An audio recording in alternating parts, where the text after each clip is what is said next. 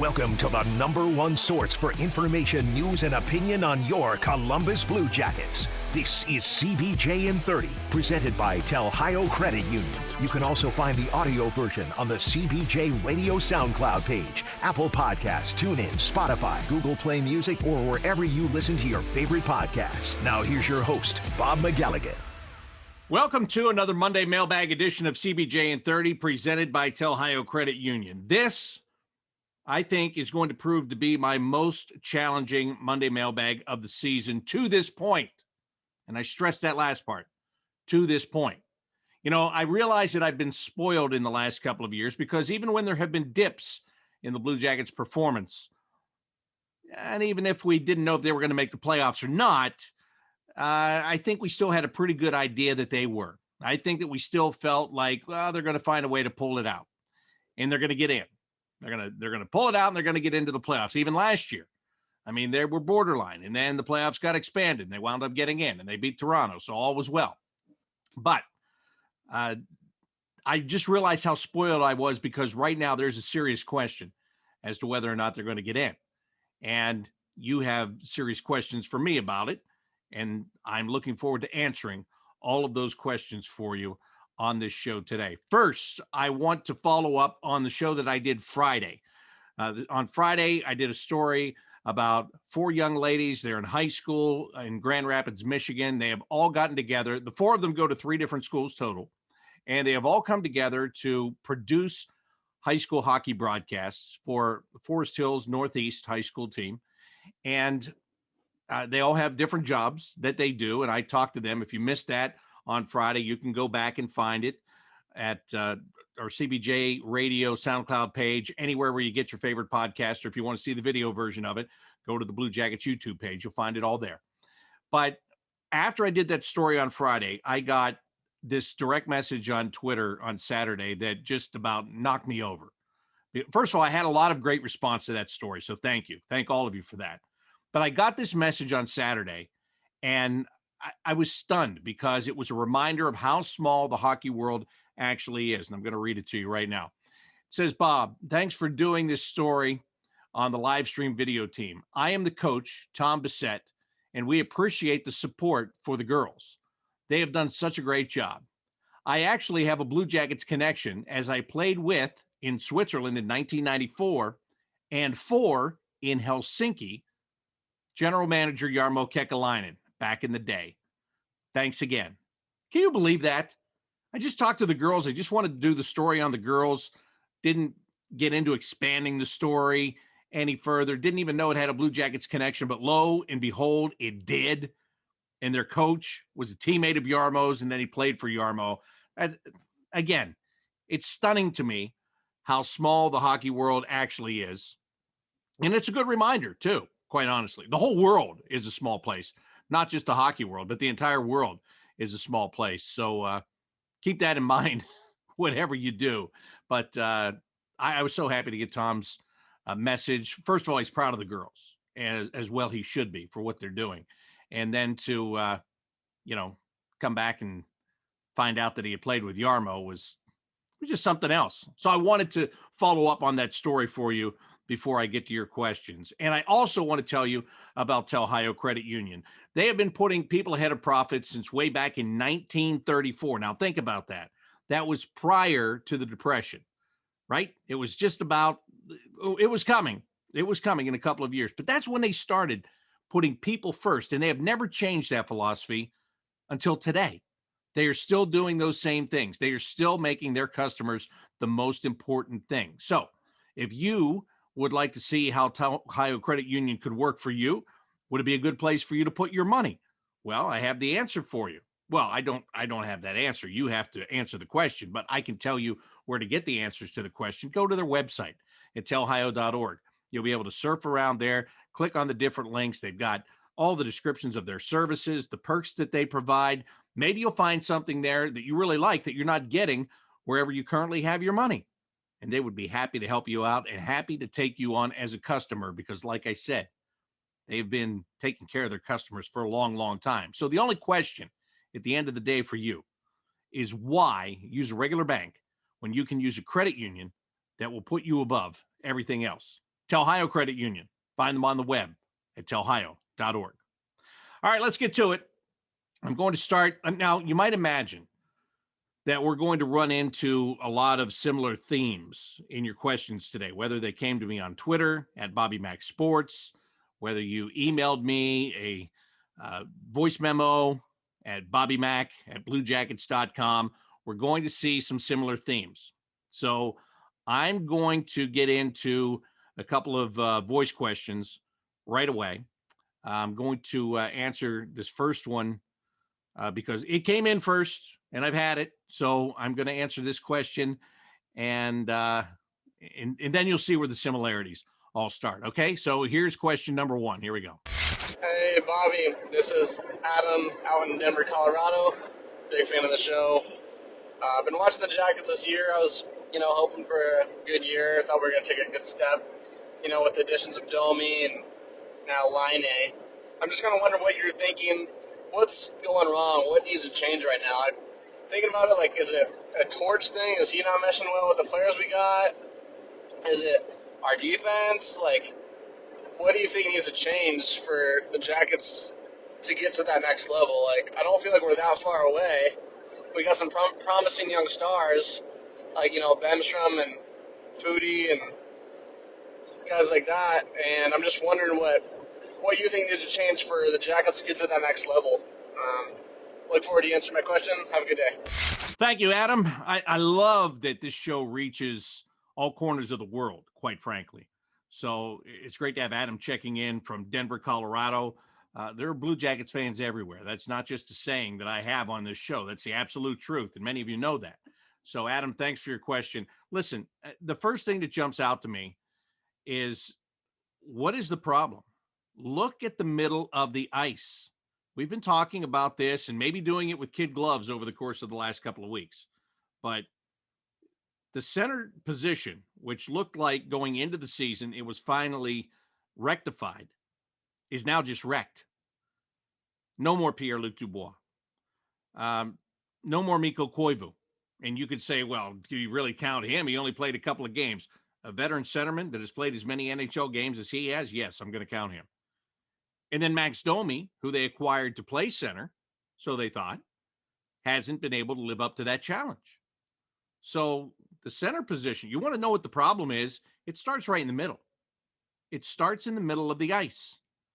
And you can look around and you can start assigning blame, but the center position, the reason it's the toughest position to play is because there are so many defensive responsibilities. You have to play a 200-foot game when you're playing center. And you have to be good offensively and defensively. And these guys are struggling with the defensive part of it. And when they struggle with the defensive part, then that throws the whole plan out of whack. Now, before you say to me, well, what about Boone Jenner and Nick Foligno? They play center. They're veteran guys. They've been around. But are they true centermen? Are they? Boone, maybe you could make that argument. Nick's played more center than Boone this year, and Nick is a better winger. He's at center because it's a necessity, because they are hurting in that position. So what needs to change? That needs to change. And when you say promising young players, listen, is Emil Bemstrom a promising young player?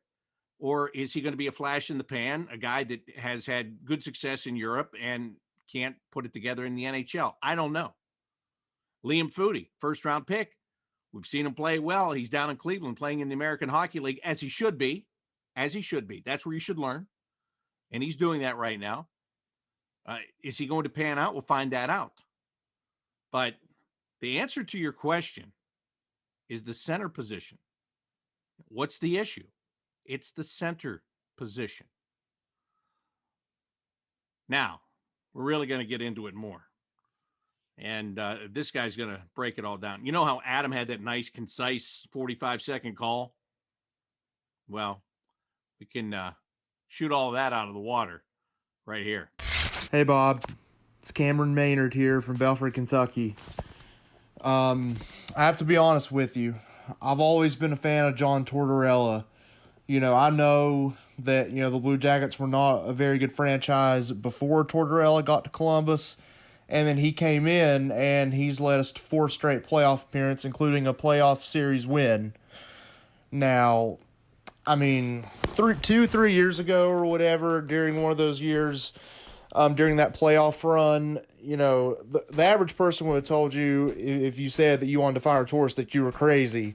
And I wouldn't have blamed him, but I mean, after watching this recent stretch of games with the talent we have on this roster, adding Patrick LaINE, and you got players like Cam Atkinson, Oliver Bjorkstrand, Alexander Texier, Seth Jones, Zach Wierenski, Korpisalo, and, Elvis Merzlikins, even though he's hurt now. I mean, this team's vastly underperforming right now, and, I've always been of the mindset that, we shouldn't fire Torts. He's accomplished things here that we probably could have only dreamed of before he got here. But, after watching this team's recent play, I've honestly changed my mind. I do think that it's time for Torts to go, and here's why. I just don't think, one of the staples of Torts is that he always gets the most out of his players. Well, I think it's clear right now that he's not getting the most out of his players, and you can see it with the way this team plays on the ice. Now, you can call me crazy if you want to. I'm sure that, there's not really going to be, a bigger name that you can put into this position. I've heard you talk about it before. Who are you going to put in the position of John Tortorella if you fire him? And you were right about that. But I don't know, I've heard some people, I've saw some people talk about, it just seems like we need a new voice because the team does not seem to be responding to him. They seem to be losing his attention. And like I said, it's showing on the ice. And, I credit Torts for all he's done here in Columbus. That playoff series win versus Tampa, there was nothing like it. And it'll probably be a long time before we experience a moment like that in Columbus again. But, I mean, I think it's basically a foregone conclusion now that this team isn't going to make the playoffs. And, as somebody else said, I think hard decisions are going to have to be made. Kind of like the Nashville Predators firing Peter Laviolette last year after he had just led the Predators to the Stanley Cup Finals in 2017. I think a similar thing might need to happen to John Tortorella just because it was time for a new voice in Nashville, and it's time for a new voice here in Columbus, in my opinion. So, I mean, maybe I'm wrong. Maybe we should stick with Torts. Maybe they'll get out of this funk and make a fifth straight playoff appearance. But right now, I'm just totally not seeing it. And I got to tell you, I think the coach is a big reason why, because you got all this potential on the team. I mean, you have to utilize it to the best of to your maximum potential. You got to get the most potential out of this team possible, and they have it. But, Torts isn't doing that right now. And like I said, hard decisions are probably going to have to be made. I look forward to you answering my question on this matter.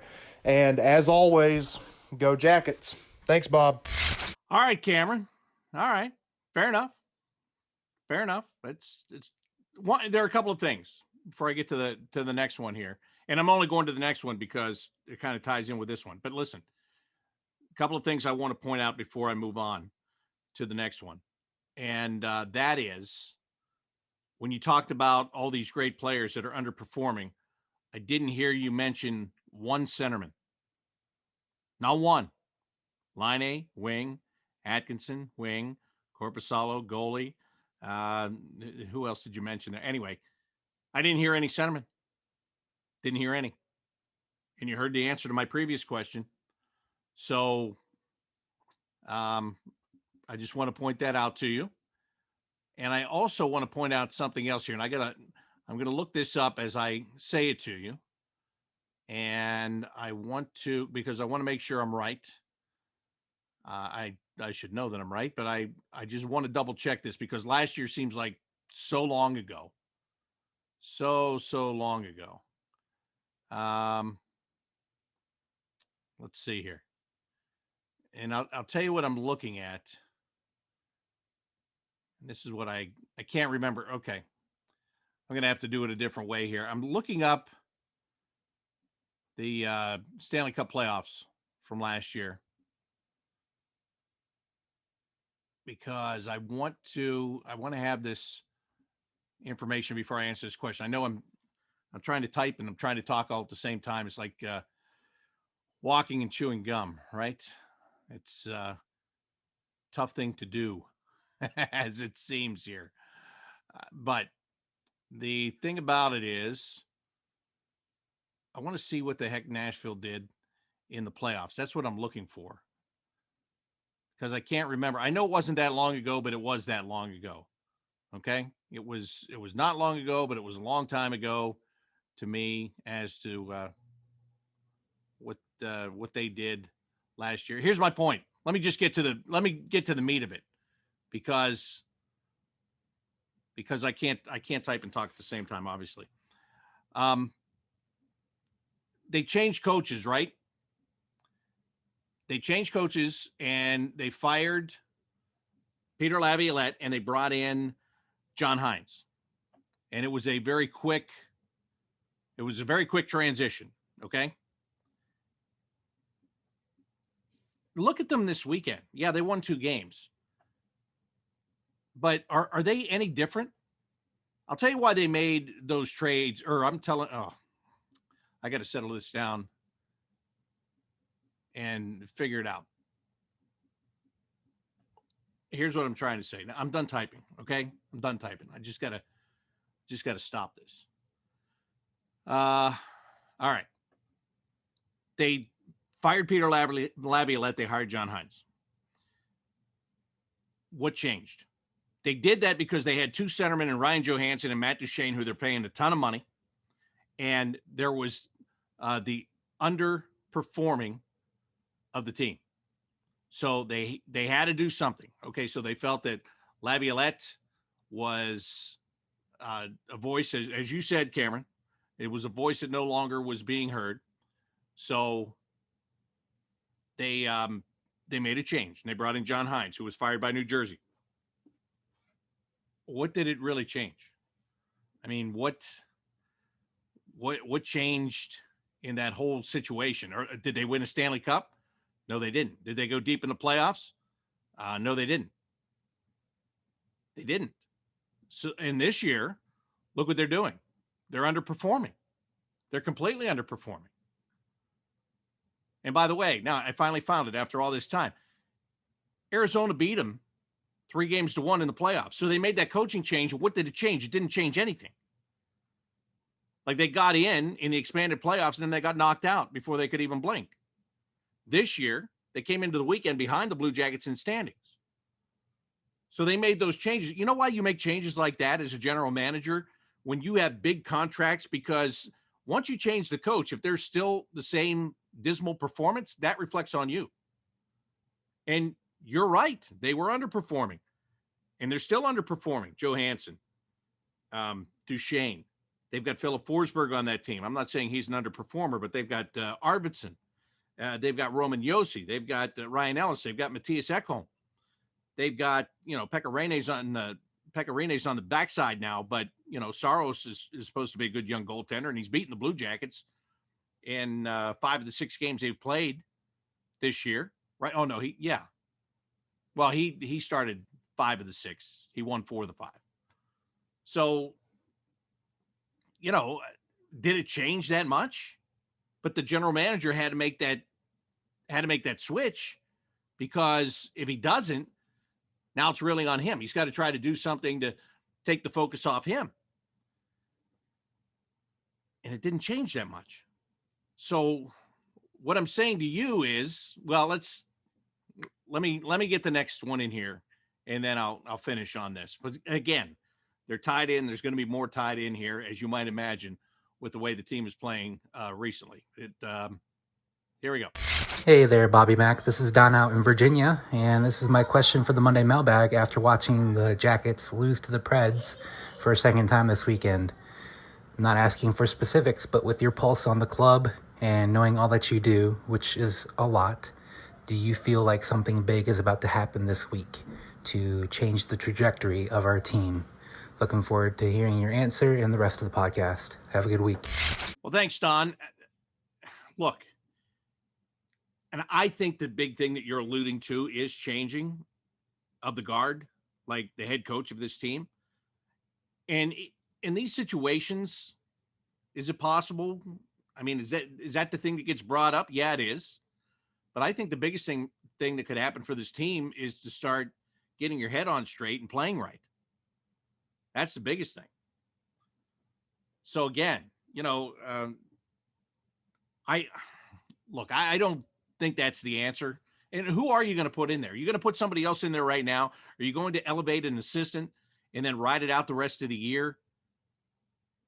Is that the answer? Is that what you're hoping for? And if you do that and you don't make the playoffs anyway, then should you have just left it alone and let John Tortorella continue to teach and make your decisions in the off season? I think that's the big thing about what Cameron's whole question is. Does there need to be a big conversation to be had? Yeah, maybe. But does it need to be had right now? I don't know. Is it too late to have it now? I don't know. Could you wait until the end of the year? I think you could. I mean, this whole year is screwed up anyway. Can we just come back for a second and remember how screwed up this year is? And, Montreal made a drastic change. They're in a different situation. They're in a crappy division. They only have to beat a couple of teams to get into the playoffs. Now, this division, albeit, is stronger than I thought it was going to be in some ways. Okay? Or I thought the Blue Jackets would perform better, but the roster was different when I thought that. So it's a weird year. You could do that. You could jump the gun and pull the trigger on that. Is that right? I don't know. Right now, there's not a lot of questions. Or, take that back. Not a lot of answers to a lot of questions. Let's get to an email here from Zook in Cleveland, who says, is there any way we can ask the league for a 2-week quarantine on Max Domi and Jack Roslovic? Maybe send them back to Canada. Come on, Zook. That's pretty harsh. I think that's over the top harsh. Anyway, says, I think Torts could use a 2-week break from these guys. I sure could. Every time I see something bad happen on the ice, there they are. Not a good week for our new arrivals. Torts keeps shuffling the deck, but he doesn't have a lot of options. Scratch them both, I say. It can't be worse. Oh, yes, it could. Yarmo's going to have to deliver some center play or it's over. So that's what Zook thinks. Again, yeah, has it been a tough week or 2 or 3 for Max Domi? I think it has. Jack Roslovic, these last couple of games, like he had a puck deflect off of him on Saturday and it goes in the net or hit a stick or whatever it hit. Again, here's what this is what you all either forget or don't want to talk about. And you're going to think I'm making an excuse, but I'm not making an excuse. These players are trying to learn this system in a year with no camp, no preseason games, and no getting together with anybody outside of work, period. Okay? Every other team's going through it. I know, I understand. I get it. But for this team, I think it makes a difference. I think it does. Jack Roslovic's trying to learn how to play center here. Okay? Max Domi thought he was going to be playing center. He wasn't learning it fast enough. He's playing on the wing. I think he tries too hard sometimes. I think he so tries to push it, and I can give you a couple of examples where he gets a puck and he's trying to make a play that's not there yet because I think he's just trying to do something good. And unfortunately, what's happening is it keeps compounding on him. And what he thought was going to be good turns bad. I don't think it's because he's not trying. And in fact, John Tortorella said that he really cares. And I believe that he cares. I mean, nobody wants to suck at whatever they do. And he's trying. It's just not working right now. And the whole thing is in flux. The entire thing is in flux. And at the wrong time because it's a short season. You don't have time to iron out the wrinkles. These aren't wrinkles. These are wrinkles like if you take the stuff out of the dryer and put it in the clothes basket and let it sit for a week and then pull it out. It's those kind of wrinkles right now. I get it. But there's very little practice time. Game almost every other day. Yeah, I know. Hey, you're giving excuses. What, are you trying to give this coach excuses? Yeah, I know what it is. It's real. It's reality. I was going to say it's realistic and reality. Same thing. Okay? That's part of it. I'm not saying that's all of it. I think it's a good chunk of it. As a pro, do you have to find a way to persevere and get over that? Sure. Sure you do. Does it take time? Yes, it does. Sometimes, do you not have that time? Sometimes you don't. You're trying to find time that doesn't exist to fix things that the harder you try to fix, the more you're messing up. All right. Next. Where do I want to go next? Let us go to I can't get this thing to come up here. Of course, here, I'll get it this way. Corey Schneider. Not the NHL goaltender, by the way. Corey says, I'm interested to hear your thoughts on the career trajectory of Seth Jones. I know he's been almost universally expected to compete for a Norris Trophy at some point in the near future, but I'm not sure that's the case. Don't get me wrong. I love his game and his leadership, and I see him as a future captain of this franchise, but I'm just not seeing any evidence that the offensive production will ever come to be considered in that echelon of defensemen by today's standards. I'm not sure if I've ever seen a player who is so solid and makes so few mistakes, but doesn't really do anything that stands out on the offensive side of the game. I'm struggling to think of player comparisons for his style of play. I'd really like to know what you think our expectations should be of him offensively moving forward. I really don't mean to sound like I don't value what he brings to the table, and frankly, he's the least of our problems, but I'm not so sure I feel comfortable giving him a long-term contract in the $8 to $10 million range. But at their best, he and Werenski complement each other so well that I'd hate to ever see them separated. Also, if you have time, I'd love to hear your thoughts on whether you believe Nick Foligno will be back next year and or end his career as a Blue Jacket. If he and Torts were to be gone next year, it would seem to be quite the transition from a leadership and culture standpoint. Well, ain't that the truth? Look, I think if Nick Foligno is going to stay here, first of all, he's going to have to take a pay cut. He's not going to get paid what he's getting paid now. I think for him, he's going to have to decide if he wants to finish it here, if that's important to him, if he wants to go to a team, if he doesn't think this team is going to have a chance to win the Stanley Cup, does he want to go to a team that has a chance to win the Stanley Cup? Those are personal decisions that he is going to have to make. Do I hope that he stays? Sure, absolutely. I hope that he does. I think he's been invaluable for this franchise ever since the day that he arrived. And I think he would be valuable up until the day he steps off the ice and says no more. So I hope that, your question is, do I believe that he will? I don't know what to believe because he's going to have to take a pay cut. I mean, if you were going to make the same or more salary, then, of course, that's a much easier decision. But if you have to take less and somebody wants you and they want to pay a little bit more and you think that they have a chance to contend more so, then those are decisions that you have to make. So I don't know. I do not know. Seth Jones. All right. I pulled up some info on Seth Jones here because we're all upset. He's got 1 goal and 11 assists this year for 12 points. Now, remember, yes, every year he is talked about being a Norris Trophy candidate every year, over the last couple of years anyway. So you have to go back. It wasn't that long ago, 2017, 2018. He had 57 points, 16 goals, and 41 assists. Not bad numbers, right? Came back the next year, had only 9 goals, but he had 46 points. So, first of all, when it comes to the Norris Trophy, let me say this, Corey.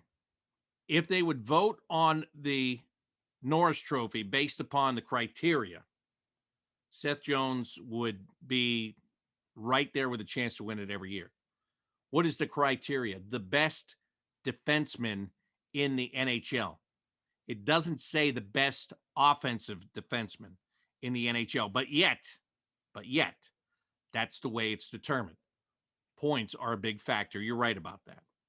Let's look at the last couple of Norris Trophy winners, shall we? Roman Josi won it last year for the Nashville Predators. Okay, we just saw Roman Josi. We've seen him enough for a while. Thank you very much. All over the place. He plays a similar style of game to Seth, actually. He's all over the place and up on the play and shoots the puck and gets points. Mark Giordano, the year before that, Giordano had 74 points when he won it. So that is, again, that fits the standard. 74 points. Pretty good. No, really good, actually. What did Josi have last year? He had 65 points. 16 and 49. So 65. So Seth at one point had 57 points not that long ago. That's not that far from 65 now, is it? No, it's not. Prior to that, Victor Hedman. Bunch. Brent Burns. This is the one that just Blows my mind. Brent Burns, the best defenseman in the National Hockey League. Did you know that Brent Burns had to play forward for a couple of years because he didn't like how he played defense? Now, he is in there for his points, hands down. Hands down. And then go back. He won it in 2017. Go back the next couple of years. Watch this. Drew Doughty. What do you think he got it for? Pure defense? He does play well. Points. Erik Karlsson. Points. Duncan Keith. Points. PK Subban won it in the lockout season. Points. So, again, if they voted on it for what it's defined as, Seth Jones would be right there in the top 3 every year, in my opinion. But they don't. It goes with the points. So your question is, do I think that he is ever going to get there? Yeah, I do. I do. I think he is going to get there. I think he's going to make it a personal mission to get there. I think that means a lot to him, quite honestly. And he's not the kind of guy that would walk around and talk about it. But I think it is very important to him. What's next? Let's go to Twitter. Oh, I love Twitter. So, I mean, if you can't find what you're looking for on Twitter, probably doesn't exist. You'll find more things than you'll find things you were never looking for on Twitter. Guarantee you. Rob the Nerd says, it feels like the Torts line blender is such on overdrive. It's hard to keep track from period to period. I understand trying to see what sticks, but how can you expect lines to work through issues without having time to gel and work through it? That is valid. That is valid. You know, I wonder, is Cam Atkinson the best option for Patrick Laine on his wing? Is Oliver Bjorkstrand a better option on his wing? I don't know. How could you find out? Well, we've seen him play with Bjorkstrand. That's looked pretty good. We've seen him play with Atkinson. That's looked pretty good. But in support of what you said, it doesn't last very long sometimes. And when Bjorkstrand was there, it was with Foligno, so that's not really a natural centerman. I would not be opposed, and I'm not John Tortorella, and I'm, not an NHL coach, but I play one on this show. Maybe take Max Domi, put him on a line with Patrick Laine and Oliver Bjorkstrand, and just say, listen, we're going to play it like this for a while, not just for a game, not just for a period, not just for 2 games, 3 games. Let's let you go for a week or so, and let's see what happens. Maybe it builds Domi's confidence in playing the center position. Maybe Laine starts to shoot more instead of trying to pass. But even if he does pass, Bjorkstrand's a heck of a shooter. And he's got that sneaky shot. Maybe that's a combination that might work. I know that, Domi's not playing center because he's having a hard time playing center. But you're getting to the point, what do you got to lose? Just put it together. Give him a chance. I mean, you can still keep Roslovic and Atkinson on the same line. You played him with Jenner a couple of games ago. It's a big deal. Put Foligno over there if you don't want Jenner. Put Foligno in the middle. Put Jenner in the middle. Put Foligno over there. Whatever. Any option right now is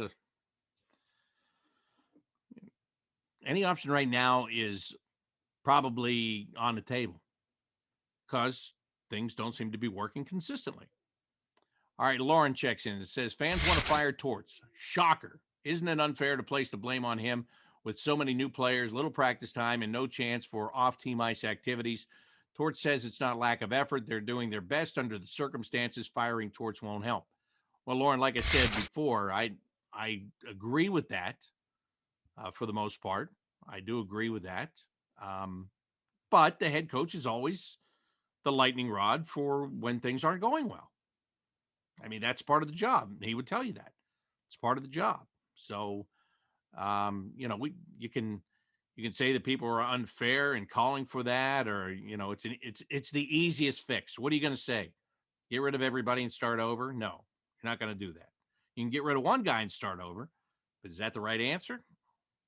Sometimes. Is it in this case? I don't know.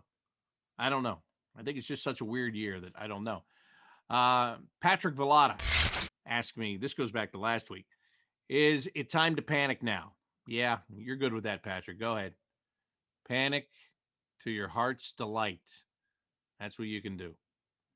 That sounded sarcastic. Maybe it was. No, I didn't mean it. But yeah, it's It's legitimate now. Brad Fleming, in all the negativity surrounding the play of the team and people calling for Torts to be fired, do you see any positives right now? Well, Brad, I'm glad you asked this. And also, I do like your Twitter handle, Brad asked 92. That's pretty cool. That's play on words there. I like that. Yeah, I can find something positive in this. It's negative and positive. We're only going to think of it as negative because there were 3 consecutive losses. But think about this. The Blue Jackets played 3 games and gave up they gave up 2 to Chicago, then they gave up 2 to Nashville the next day, then they gave up 3 yesterday. Would have been a 4th one. That would have been empty netter anyway, but that one was whistled offside, so it doesn't matter. It's come down, right? They had given up 6 to Chicago at the start of the trip, so they brought it down. Maybe things are starting to come together a little bit more on the back end, and maybe things in the middle are starting to sort out. They still need that center position is where the problems emanate from, and then it branches out from there. But I don't know. Maybe either you can look at it one of 2 ways. Either Nashville struggles to score, and so what? Or yeah, you held Chicago to 2, and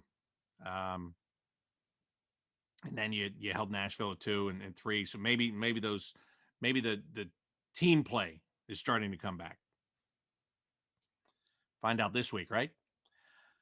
Kyle Benning says, I feel like when LAINE is on the ice, there's too much effort to get him the puck, especially since it seems like when he gets it, he is skating around and trying to make fancy moves or passes to others instead of shooting. Curious if you agree at all. Yeah, I do agree. Yeah, I think he's looking to pass maybe sometimes instead of shoot. You ever heard that from anybody before in the last couple of years? You ever hear that? Oh, yeah, Alexander Wenberg. Think of this. Think of the irony of this.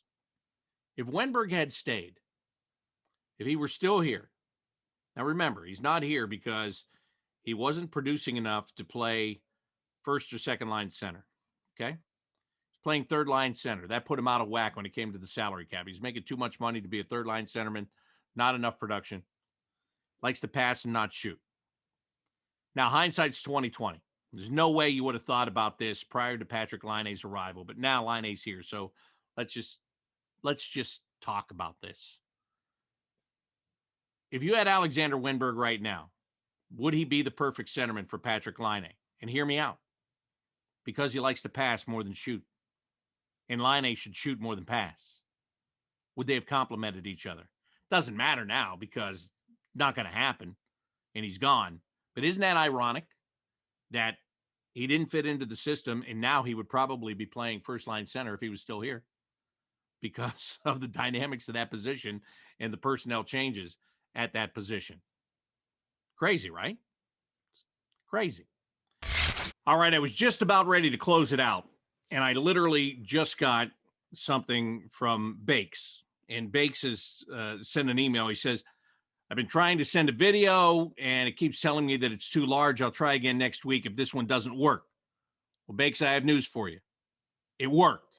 It's come through. So before we close out the show, since you've been trying to no avail, I want to make sure that I get this one in for you. All right? So here we go. Hey, Bobby Mack. Welcome to another edition of Blue Jackets Talk with Bakes. I'm just kidding. It's the Bobby Mack Show. But decided to do a video question today, and wanted to ask you, is it more coaching or player personnel? Because what I see is we have no centers. And that has always been the conversation in Columbus, save for the brief Pierre-Luc Dubois. Give me a little PLD time in Columbus. And we're back, and I can't believe we're back in this topic. But I don't think it's coaching. The only thing about coaching that I don't know enough about is Max Domi. I'm afraid that he's going to play himself right out of town. I'm almost wondering if they just got to put him back at center to keep giving him a look there. But I trust Torts. I trust the process. And He's gotten us to the playoffs year after year with not very talented rosters. Um, coaching in the NHL makes a difference, and the people that think that we're a Washington or a Boston Bruins type team or Tampa that can just make a coaching change and it's just gonna get us on our horse and sailing right to the cup. I disagree with that, and I think that if you're gonna go after anyone, you got to go after Yarmo for putting the pieces together as they are right now. Now, I like Patrick Laine a lot. I like Rosovic, and I like the moves Yarmo has made. I think if you got to go one or the other, that there's a lot of media and fans, not you, but other media that are now talking torts and inferring that we may need a coaching change. And in a media, sports-hungry age, I've seen teams in other sports make decisions based off of pressure from the outside. And not that the Blue Jackets would do that, but I remember how bad it was before Torts. We had a couple good years, but we were in the playoffs once every blue moon. And I don't see many blue moons happening every day, so I think we got to keep Torts here, and I think people that feel that way got to speak up, because I think there's a lot of bandwagon Blue Jackets fans that just came on board the last few years, and I'm okay with that. I love all of them, but I think some people got to just calm it down a notch, and I made myself included. But go Jackets, and we'll talk to you later. Don't want to hear it again tonight. Talk to you later, so save it for another guy. Best outro ever. Go Jackets. Thanks, Bob Mack. Thank you, Bakes. And I agree. I miss that song. I do. I mean, where you talk about a day and age where there's media pressure to do things. There's also, reasons that it's harder to use those songs and get away with it, for lack of a better term, or something. So anyway, I do miss the song. I really do. I mean, I think it's the greatest outro song because I came up with it. It was my idea. So why wouldn't I think it's the best? But I'm glad that you got that question in right at the very end, because you just summarized everything that we talked about. The center position. It is fair to look at all aspects of what's going on here. Right? It's fair to look at the coach. It's fair to look at the GM. Again, these are all parts of the job. When you have those jobs, when things are going great, then everybody's happy. When they're not going great, then everybody's upset, and they're looking to blame it on somebody. So that's part of the gig.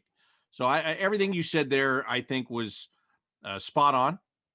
I like how you put it together, and so it really was talking Blue Jackets with Bakes, as it turned out, for like 3 minutes there. So kudos to you for putting that together and for getting that video message in here.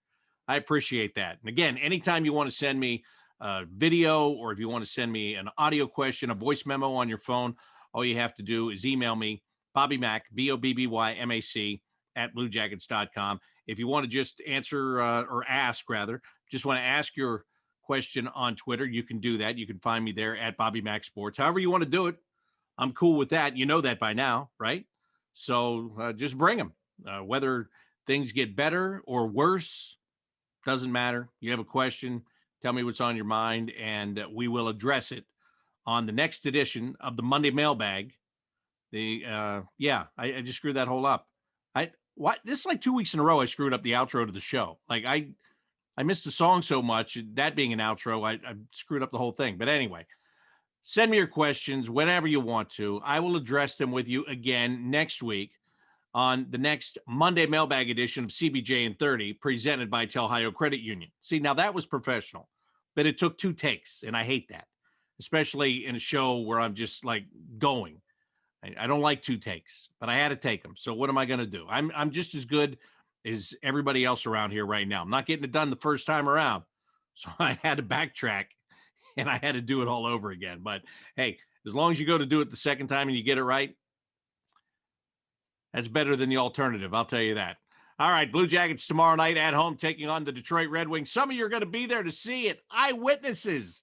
I can't wait to see you. More importantly, I can't wait to hear you, because that's way better than any fake, pumped-in, computer-generated crowd noise. That's tomorrow night at 7 o'clock at Nationwide Arena, the Blue Jackets and the Red Wings. Until then, I'm Bob McElligott saying so long.